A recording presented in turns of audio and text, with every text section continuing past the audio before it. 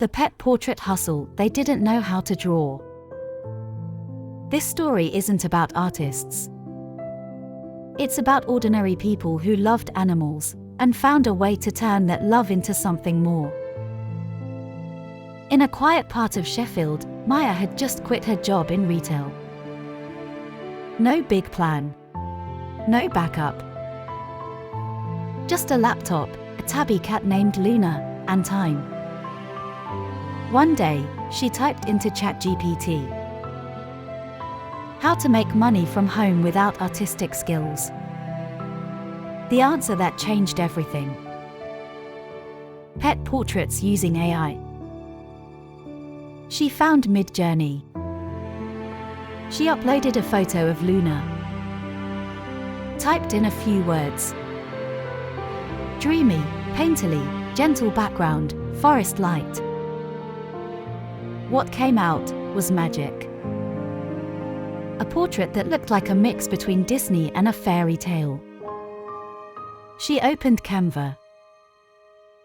Added Luna's name in soft serif font.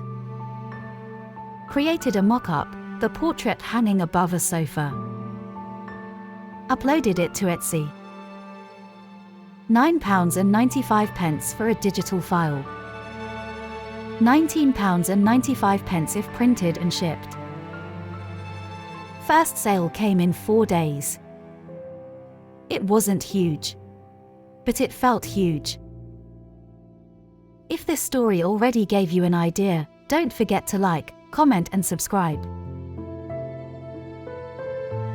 In Manchester, a guy named Ben made portraits in comic book style. French bulldogs in capes.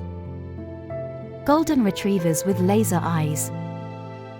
He used the same tools, but a completely different tone. He sold over 80 portraits in 3 months, most through Instagram DMs. His biggest client? A dog cafe. Meanwhile, in Edinburgh, Layla had lost her elderly cat, Marshmallow. She made a portrait to remember her, and ended up opening a tiny page just for grief-related pet art. People messaged her with stories. She cried. They cried. She only charged £5, but the messages meant more than the money. None of them could draw. None of them studied design. But they had eyes. And hearts. They didn't call themselves artists. They called themselves creators. Creators of joy. Of comfort. Of memories. So here's the question.